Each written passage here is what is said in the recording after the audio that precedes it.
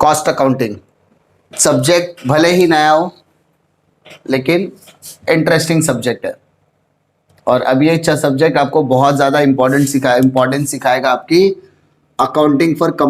Accounting for manufacturing या तो factory या तो प्रोसेस रिलेटेड वर्क। मतलब जब हम लोग किसी भी तरीके की कंपनी के बारे में बात करते हैं तो उस कंपनी में सबसे ज़्यादा अगर किसी का इम्पोर्टेंस होता है तो वो इम्पोर्टेंस होता है मैन्युफैक्चरिंग इंडस्ट्री का, क्योंकि अगर अपने माल बनाया ही नहीं तो माल बेचेंगे क्या। तो मैन्युफैक्चरिंग फैक्ट्री का बोलो तो इसमें जो अकाउंटिंग प्रोसीजर को फॉलो किया जाता है, अकाउंटिंग मेथोडोलॉजी का इस्तेमाल किया जाता है, वो नॉर्मली कॉस्ट अकाउंटिंग का होता है। अब नॉर्मली कॉस्ट अकाउंटिंग और फाइनेंशियल अकाउंटिंग में क्या फ़र्क होता है, पहले ये पता होना चाहिए आप लोगों को कि कॉस्ट अकाउंटिंग और फाइनेंशियल अकाउंटिंग अगर हम बात करें तो फाइनेंशियल अकाउंटिंग आप हमेशा पढ़ते हो, नॉर्मली आपने पढ़ा है, डेबिट और क्रेडिट का रूल पढ़ा है, पर्सनल पढ़ा है, रियल पढ़ा है, नॉमिनल अकाउंट पढ़ा है। उसके साथ साथ आपने पढ़ा है कि किसी भी तरीके के ऑफिस के अंदर आपका ऑफिस का खर्चा होगा, सेलिंग का खर्चा होगा, फाइनेंस का खर्चा होता है, किसी तरीके का इंटरेस्ट आपको पे करना होता है। ये सारी चीज़ आपने जनरल में पढ़ी हुई है क्योंकि वो फाइनेंशियल अकाउंटिंग का हिस्सा होता है। कि फाइनेंशियल अकाउंटिंग जब भी हम लोग बनाते हैं तो हम उसमें नॉर्मल जर्नल एंट्री का फॉर्मेट इस्तेमाल करते हैं। जब जर्नल एंट्री होता है तो उसके बाद हम लोग लेजर का अकाउंटिंग करते हैं, लेजर के बाद हमारा ट्रायल बैलेंस बनता है, ट्रायल बैलेंस के बाद हम लोग उसको बैलेंस शीट में कन्वर्ट करते हैं, यानी फाइनल अकाउंट करने का काम करते हैं। इसके साथ साथ जब भी हम रिकॉर्डिंग करने का काम करते हैं तो हमें पता होता है ऑफिस का खर्चा क्या है, हमें पता होता है सेलिंग एंड डिस्ट्रीब्यूशन का खर्चा क्या है, हमें पता होता है फाइनेंशियल एक्सपेंसेस क्या है। इसके साथ साथ हम लोग कैलकुलेट करते हैं इंटरेस्ट कितना पे करना है, हमें टैक्स कितना पे करना है, हमें कंपनी के में कितना डिविडेंड हमें पे करना है। ये सारी चीज़ों पर हम लोग डिस्कशन करते हैं किसके अंदर, फाइनेंशियल अकाउंटिंग के अंदर। लेकिन जब हम लोग कॉस्ट अकाउंटिंग की बात करते हैं तो कॉस्ट अकाउंटिंग सिर्फ और सिर्फ कॉन्सेंट्रेट करता है प्रोडक्ट कॉस्ट के ऊपर। किसके ऊपर? प्रोडक्ट कॉस्ट, यानी एक प्रोडक्ट को बनाने के लिए मैंने कितना खर्चा किया, एक प्रोडक्ट को बनाने के लिए मैंने जितना खर्चा किया होगा उस प्रोडक्ट के कॉस्ट के बारे में जानने के लिए ही कॉस्ट अकाउंटिंग किया जाता है। एक प्रोडक्ट बनाने के लिए सबसे इंपॉर्टेंट चीज होता है आपका मटेरियल। सबसे पहले आपका क्या होता है, एक इंपॉर्टेंट चीज होता है आपका मटेरियल। आपको वो प्रोडक्ट बनाने के लिए आपको लेबर की जरूरत पड़ेगी और साथ ही साथ आपको उस प्रोडक्ट को बनाने के लिए कुछ खर्चे करने पड़ेंगे।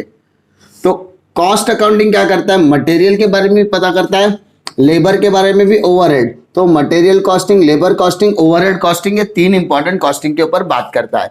इसी के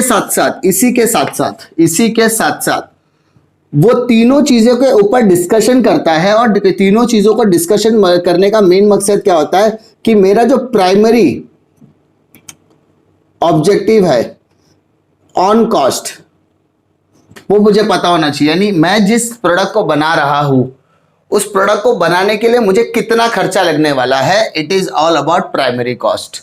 ठीक है, अब ये प्रोडक्ट बनाने के बाद मैं देखूंगा कि मेरा प्रोडक्ट बन तो गया, प्रोडक्ट बनने के बाद मुझे उस प्रोडक्ट को बेचने की जरूरत है। अब कोई भी प्रोडक्ट डायरेक्टली मार्केट में बिकेगा क्या? नहीं। यानी आप फैक्ट्री में माल बनाओगे, फैक्ट्री में माल बनाने के लिए आपको मटेरियल लगेगा, लेबर लगेगा, ओवरहेड लगेगा, ये सारी चीजें आपको लगने वाली है। लेकिन इसके साथ साथ आपको फैक्ट्री के अंदर कुछ एक्स्ट्रा खर्चे भी होंगे, उसको भी आपको देखना पड़ेगा। फैक्ट्री का इलेक्ट्रिसिटी होगा, है ना, फैक्ट्री के अंदर कुछ फैक्ट्री का रेंट आपको पे करना पड़ सकता है, फैक्ट्री का फ्यूल एंड एक्सपेंडिचर हो सकता है। तो वो सारी चीजें एनालाइज करने के लिए वो एक पर्टिकुलर चीजें बनाता है जिसको हम लोग कहते हैं कॉस्ट शीट बनाता है। क्या बनाता है? कॉस्ट शीट बनाता है। ये कॉस्ट शीट है, कॉस्ट अकाउंट नहीं है। कॉस्ट शीट का मतलब होता है कि इट इज अ स्टेटमेंट, एक स्टेटमेंट होता है जिसके अंदर हम लोग सारे तरीके के कॉस्ट को रिकॉर्ड करने का काम करता है, which is specifically related with the product only, जो सिर्फ और सिर्फ किससे रिलेटेड है? प्रोडक्ट से रिलेटेड है। इसका मतलब इस कॉस्ट अकाउंटिंग को रिकॉर्ड करते समय हम ऑफिस को हिस्सा मानेंगे, हम सेलिंग एंड डिस्ट्रीब्यूशन को मानेंगे, लेकिन किसी भी तरीके के फाइनेंशियल एक्सपेंसेस को कॉस्ट का हिस्सा नहीं बनाएंगे। हमें इंटरेस्ट पे करना है, हमें इंटरेस्ट पे नहीं करना है, हमें इंटरेस्ट मिला, हमें इंटरेस्ट देना पड़ा, डजंट मैटर, कॉस्ट के लिए वो मैटर करता ही नहीं है। हमने कितना टैक्स दिया, हमने कितना टैक्स लिया, हमें कोई लेना देना ही नहीं है। हमने डिविडेंड दिया, हमने डिविडेंड लिया, वो कॉस्ट का मैटर ही नहीं है। कॉस्ट क्या कहता है कि हमें एक प्रोडक्ट बनाने के लिए कितना खर्चा आया, उस खर्चे को पता करने को ही कॉस्ट अकाउंटिंग कहा जाता है। एक एग्जाम्पल के तौर पर लिया जाए तो आप किसी भी प्रोडक्ट को बनाने का खर्चा बोलो या किसी भी प्रोडक्ट का आप एग्जाम्पल ले लो, तो उस प्रोडक्ट को बनाने के लिए आपको मटेरियल तो लगेगा। अगर एक मैं बेसिक ऑब्जेक्ट की बात करूं, बेसिक कमोडिटी की अगर मैं बात करता हूं, आप कोई भी कमोडिटी ले सकते हो। मैंने एक ले लिया, ऑयल बॉटल ले लिया, मतलब पैराशूट ऑयल का बॉटल ले लो या वड़ा पाव ले लो या समोसा पाव ले लो या कुछ और एक्सेसरीज ले लो, कुछ भी ले लो, कोई भी एक कमोडिटी ले लो। उस प्रोडक्ट का एक प्राइमरी मटेरियल रहता है। वो मटेरियल ऐसा मटेरियल होता है जिसके बिना कभी माल बन ही नहीं सकता। अगर मैं खोपरे के तेल की बोतल की बात कर रहा हूं तो उसके लिए बेसिक मटेरियल क्या है, मेरा खोपरा।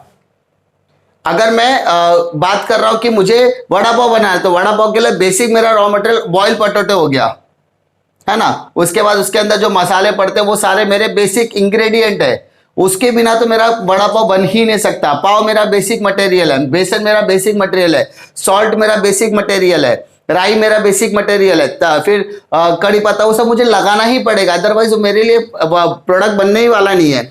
तो वो सारी चीजें बेसिक मटेरियल है। लेकिन उसके बाद मैंने बिजनेस चालू किया, बिजनेस चालू करने के लिए सारे खर्चे किए, एक आदमी को बनाने के लिए रखा, मैंने मेरा कढ़ाई लाया, मैंने गैस लाया, सारी चीजें तो लानी पड़ेगी क्योंकि माल तो बनेगा नहीं उसके बिना। उसके बाद मैंने एक डेस्क लगाया, बाकड़ा खरीदा, बाकड़े के ऊपर मैंने वड़ा पाव बेचना शुरू किया वगैरह वगैरह। तो ऑफिस का खर्चा, लोग आ रहे हैं, लोगों को मैनेज करना है, बेचने के लिए एडवर्टाइजमेंट वगैरह किया। लेकिन उसके बाद में मुझे कुछ प्रॉफिट हुआ, कुछ लॉस हुआ, तो वो प्रॉफिट और लॉस कॉस्टिंग का हिस्सा हो जाएगा। लेकिन उसके अलावा मैं कुछ खर्चे कर रहा हूं, बीएमसी आ रही है, उसको कुछ पैसे देने पड़ रहे हैं, ठीक है। या मैं ऐसा बोलूं कि कोई वड़ा पाव खा के गया, उसकी तबियत खराब हो गई, उसने मेरे ऊपर क्लेम कर दिया, मैंने उसको पैसा पे किया, तो it is not related with the product. Vada pav बनाने से उसका कोई लेना देना नहीं है, लेकिन तबियत खराब हुई, उसने केस ठोका, मैंने उसको कंपेंसेशन दिया, वो मेरा हिस्सा, पार्ट एंड पार्सल है। तो वो मेरा फाइनेंशियल एक्सपेंसेस हो सकता है या नॉन ऑपरेटिंग एक्सपेंसेस मेरा हो सकता है, लेकिन ये प्रोडक्ट का खर्चा, ये चीजें मेरे कॉस्ट का हिस्सा नहीं है। प्रोडक्ट बनाने के लिए इसमें इसका योगदान ही नहीं है। तो हम कॉस्ट अकाउंटिंग में वही चीजों को रिकॉर्ड करते हैं जो सिर्फ और सिर्फ उस प्रोडक्ट से रिलेटेड होता है। जो प्रोडक्ट से जुड़ा हुआ खर्चा नहीं है उसको हम लोग यहां पर रिकॉर्ड करने वाले नहीं है। सिंपल। अगर किसी भी प्रोडक्ट को बनाने के लिए कोई भी खर्चा करना पड़े, चाहे वो डायरेक्टली करना पड़े चाहे वो इनडायरेक्टली करना पड़े, वो खर्चे को आप यहां पर कॉस्ट अकाउंटिंग में रिकॉर्ड करने वाले हो। और कॉस्ट अकाउंटिंग और फाइनेंशियल अकाउंटिंग दोनों के प्रॉफिट में आपको फर्क पड़ेगा। दोनों, जब आप दोनों बनाते हो तो हो सकता है यहां पर आने वाले प्रॉफिट को आप कॉस्टिंग पीएनएल का नाम देते हो और यहां पर आने वाले प्रॉफिट को आप क्या कहते हो, प्रॉफिट एंड लॉस, जिसको हम लोग नेट प्रॉफिट या नेट लॉस बोलते हैं। अब ये दोनों प्रॉफिट में आपको डिफरेंस 101% मिलेगा। क्यों मिलेगा? क्योंकि आप यहाँ पे फाइनेंस लिख रहे हो लेकिन यहाँ पे फाइनेंशियल आइटम नहीं लिख रहे हो। आप यहाँ पे इंटरेस्ट लिख रहे हो लेकिन आप इंटरेस्ट यहाँ पे नहीं लिख रहे हो, तो आपका डिफरेंस तो बनेगा ही। आप ये डिफरेंस तो मेंटेन करके जाने वाले हो। या हो सकता है मैंने फाइनेंशियल अकाउंटिंग में ओपनिंग स्टॉक लिखा 2 लाख रुपया, कॉस्ट अकाउंटिंग वाले ने बोला मैंने 1 लाख रुपया लिखा है, तो वो सारे पॉइंट ऑफ व्यू से भी आपका डिफरेंस आने वाला है। और इस डिफरेंस को कैलकुलेट करने के लिए, इस डिफरेंस को फाइंड आउट करने के लिए, इस डिफरेंस को बैलेंस करने के लिए हम लोग बनाते हैं रिकंसिलिएशन स्टेटमेंट। क्या बनाते हैं? रिकंसिलिएशन स्टेटमेंट बनाते हैं। रिकंसिलिएशन स्टेटमेंट कॉस्ट अकाउंटिंग और फाइनेंशियल अकाउंटिंग के प्रॉफिट को रिकंसाइल यानी बैलेंस करने का काम करता है। यह पता करता है कि हमारा जो डिफरेंस आया है वो डिफरेंस क्यों आया है, वो पता करने के लिए। तो इस पूरे सेमेस्टर 5 में आपको कौन कौन से चैप्टर्स पढ़ने हैं पहले वो बता दूं। आपको पढ़ना है material costing, labour costing, overhead costing, 3 chapter, cost sheet 4था टॉपिक और रिकंसिलिएशन स्टेटमेंट 5वां टॉपिक। ये 5 टॉपिक आपके कॉस्ट अकाउंटिंग का हिस्सा होने वाले हैं। डिफिकल्टी प्रॉब्लम कि आपको कॉस्ट अकाउंटिंग क्या होता है। Cost accounting is a subject या is accounting related with the cost of the particular product. जब हम लोग किसी भी प्रोडक्ट के कॉस्ट के बारे में बात करते हैं तो भाई वो कहां पर आने वाला है? आपका कॉस्ट शीट के अंदर आने वाला है, कॉस्ट अकाउंटिंग के अंदर आने वाला है। अब वो प्रोसेस ओरिएंटेड भी हो सकता है, वो मैन्युफैक्चरिंग ओरिएंटेड भी हो सकता है, या वो फैक्ट्री से रिलेटेड खर्चे भी हो सकते हैं। बस एक चीज याद रहना चाहिए, वो प्रोडक्ट से जुड़ा हुआ होना चाहिए। जो खर्चा प्रोडक्ट से जुड़ा हुआ नहीं है उसको कॉस्ट अकाउंटिंग में हम लेने वाले नहीं है, और जो खर्चा कॉस्ट अकाउंटिंग में ले लिया मतलब वो कॉस्टिंग प्रॉफिट से रिलेटेड है, या उससे हमको क्या मिलने वाला है, कॉस्टिंग का कॉस्ट मिलने वाला है, या प्रोडक्ट का कॉस्ट मिलने वाला है। डिफिकल्टी, तो ये कॉस्ट अकाउंटिंग का बेसिक चीज है कि हमको क्या क्या चीजें इसमें देखनी है, क्योंकि जब आप मटेरियल लेबर ओवरहेड को इनपुट डालोगे ही नहीं तो आपका चीजें होने वाली नहीं है। कुछ चीजें आपको डायरेक्टली देनी पड़ेगी और कुछ चीजें आपको इनडायरेक्टली देनी पड़ेगी। एक एग्जांपल के तौर पे देखूं तो अगर आप देखोगे कि ऑयल का प्रोडक्शन करना है, पैराशूट ऑयल का प्रोडक्शन करना है, तो ड्राई कोकोनट को क्रशिंग करना है, रिफाइनिंग करके आप उसको बॉटल में पैक करते हो। बॉटल में पैक करना मतलब पैकेजिंग करना है ना। तो packaging is a part and parcel. Packaging हर बार बेहतर से बेहतर करने की हम क्या करते हैं, कोशिश करते हैं।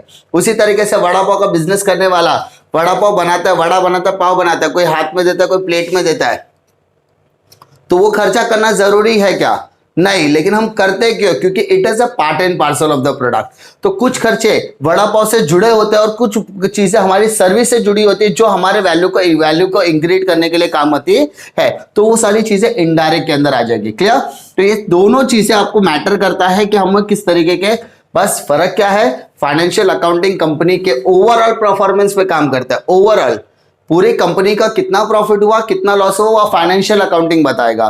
लेकिन अगर हमको पता करना कि उस प्रोडक्ट का परफॉर्मेंस कैसा है, उस प्रोडक्ट के ऊपर मैंने कितना खर्चा किया है, उस प्रोडक्ट को बनाने का टोटल एक्सपेंडिचर कितना आया है, तो वो टोटल एक्सपेंडिचर आपको कॉस्ट अकाउंटिंग लेकर देने वाला है। और दोनों के प्रॉफिट में जो भी डिफरेंस आएगा वो डिफरेंस आपको रिकंसिलिएशन के द्वारा क्या करना, उसको रिसॉर्ट आउट करना पड़ेगा। डिफिकल्टी